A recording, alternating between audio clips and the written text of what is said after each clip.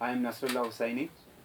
I started education, my primary education in Iran.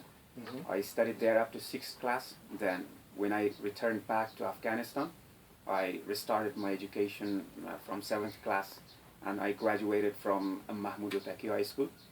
Um, After graduation, I participated in an examination which was held by Ministry of Higher Education, and then I could score 314 out of 317.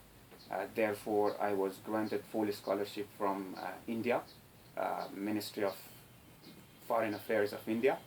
Uh, uh, I got admission from National Institute of Technology, one of the best universities in Southern Asia. Uh, I selected to study computer science and engineering, and after 4 years I graduated and I returned to Afghanistan. I started teaching at STAR and private universities. I remember it was late 2006 when I joined the STAR Educational Society as a student. I started to learn English from level 5. I studied level 6 and advanced classes at STAR Educational Society. And it was the time when I had just returned to Afghanistan. I was searching around to find a very good private center to teach English, because that time was the time when I really needed to learn English. Then after a thorough search and after a lot of questions from friends and relatives who were in Afghanistan before, I came to choose STAR. And the first time I remember when I entered STAR, the environment and students and teachers put a great effect on me. Like one of the examples can be everyone was speaking English. That was so alluring to me, and it compelled me, it persuaded me to join STAR and learn English. After I returned from India, I decided to apply for Fulbright. Unfortunately, I am among the 2017 cohort. I have to say I am indebted to STAR Education Society for getting accepted in Fulbright program. STAR helped me to develop my English skills and my language proficiency. It added to my background of working experience, all of which are really important to make strong statements of purpose and personal statement.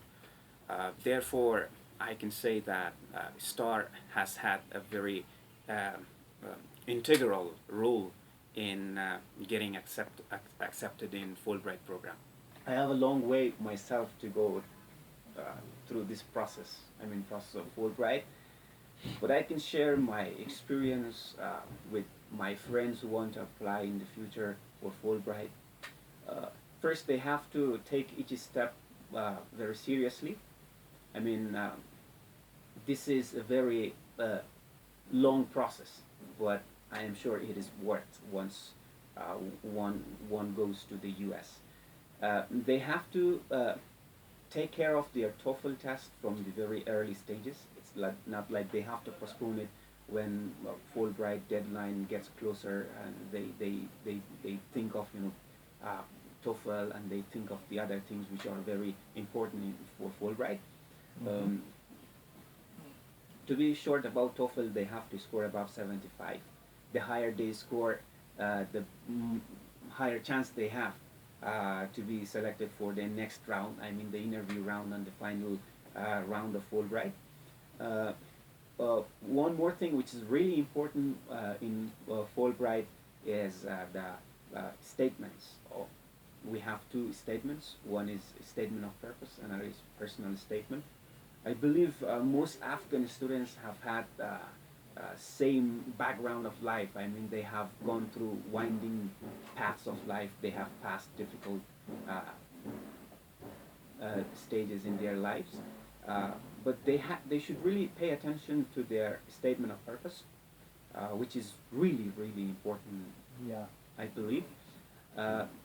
In their statement of purpose, they have to link their past, present, and future. What they did in the past, and what they are doing now, and what they will do in the future. These things are very important. in the statement of purpose, they have to talk about their purpose, what they will do after they return to Afghanistan. So what they have in their plans should be very good, should be beneficial to Afghanistan. And what they say in their plans should also be very feasible. I mean, they should not plan something which is beyond their capability and beyond their reach. It should be very feasible. I'm sure these things will make anyone who wants to apply for Fulbright a very strong candidate in the future. I have decided to do my master's in software engineering in the US, and when I return back, I have divided my plans, future plans, into into parts. One is personal, and next one is professional plan. In my personal plan, I want to join a university to teach. I found out that software engineering is too weak in Afghanistan. It is one of the engineering branches which needs further development, further search, further studying and education. Besides, I have decided to have my own online shopping system, through which I can introduce the culture of Afghanistan to the world. For example, we have a lot of ancient and archaic things in Afghanistan, and Afghan people do not know how to sell them. And like, even if when a tourist comes to Afghanistan, they buy one item or two items, maximum 5, not a lot, because they cannot transfer to their own countries. But through my online shopping system, they can easily buy a lot of items from my shopping system, online shopping system. With the help of this system, I can help Afghan people, I mean the poor Afghan people, economically. They can put their things for the sale, and they can be financially supported. And in my professional goal, I want to work for the e-government of Afghanistan. I want to develop software to reduce bureaucratic redundancies. For example, nowadays, if we go to any ministry for a very easy and very easy task, we have to wait in the queue for a long time. We have to give a lot of time. But we need professional software through which we can do everything online to save our time and to save our money. With the development of this software, I can reduce bureaucratic redundancies, thus corruption will be reduced. One of the main reasons for corruption is not having a transparent system. My systems will be very transparent. We will not have corruption in the governmental offices. Thus, when there's no corruption in a country, for sure,